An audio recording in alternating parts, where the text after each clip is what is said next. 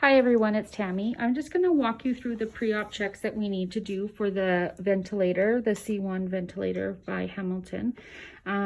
This is something that needs to be done before we put the patient on the vent, and I just find that it is a bit of a struggle, so I really hope that you guys can go into the recovery room and walk through how to do this. The Hamilton vent is actually kept in the recovery room. If you walk in the OR front doors and turn right, go towards the recovery room, and it's tucked in the back corner in the recovery room. It comes connected with all the stuff that the patient would get hooked to. We do have to check the integrity of the vent before we put the patient on it. It's just making sure that the system is working and that there's no leaks. So the first thing we're going to do is we're going to turn it on and we're going to go to pre-op check. And there's two tests we're going to do. We're going to do the tightness test and we're going to do the flow sensor test. So the very first, we're going to put tightness. The tightness test, we're basically going to have this, and then it's going to say occlude. So we are going to occlude it with a glove, and then it's going to check that there's no leaks. Okay. So here we go. We're going to push this tightness. And then it's going to say tighten patient up. So I put a glove over top of it to tighten up the system. And now it's checking for integrity leaks in the system. Okay. And that test is done. Okay. It has said that yes, the flow sensor, it is working, and we have a green check mark to tell us that it's in place. Okay. The second test is the flow sensor test. So what we need to do is pay attention to the monitor when we go to do the flow sensor test. So this is how it initially gets started. This piece itself is it doesn't get used for patient care, it just is for part of the teaching or for part of the test.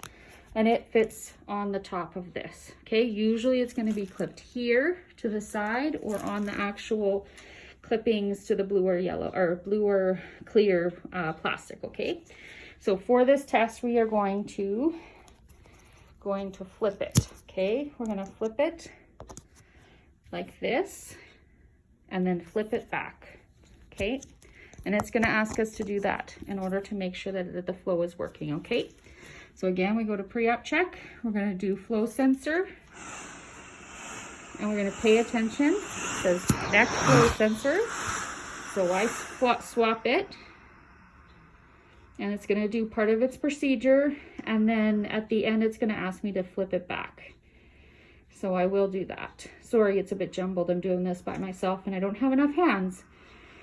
So it's gradually amping up the amount of oxygen going through the machine and the amount of pressure so that it's checking that the flow sensor is working. So this is going to help us figure out whether there's a leak in the system. So then we're going to change the flow sensor again. And flip it back over because it said so on the monitor. And it's going to check it again. Okay. So the checks, I mean, this video is only 3 minutes so far. And it takes about less than 5 minutes to do the checks that you need to do in order to get it done. So I would suggest trying to go in and do it on evenings or nights and when it's quiet so that you can make sure that you know how to do this. So now we have a green mark for the tightness, the flow sensor, and then the O2 cell is something we don't check often. If we use that too much, we'll burn out the cell and we don't want to do that. So once you're done with that, then you know that it's safe to put the patient onto the vent. And the physician, the anesthesiologist, or the emerge physician can put them on. All of this stuff can become disconnected. So once your patient is gone, this all unscrews and you can take it all out and throw it in the garbage. Okay. The other thing that we just need to be aware of as well, is the oxygen, hooking it up to the wall oxygen. Okay, so this is the adapter that we would use in order to plug it into the wall oxygen. So you just want to make sure that these are lined up with our outlets. Okay, and I don't have it lined up, so it doesn't click in. There we go. Then it's just a twist and a pull off.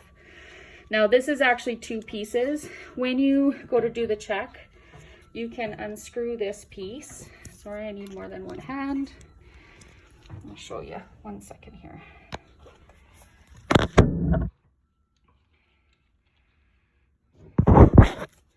This piece unscrews, and then this piece can then screw onto your O2 tank, or if you're in the OR, this piece can screw onto their equipment. So that's just a basic video on how to do the pre-op check. Again, when you've completed the check, you can just turn it off. You have to push and hold for 3 seconds, and then it'll turn off. If you guys have any questions, please feel free to email me or catch me in the halls. Have a good weekend.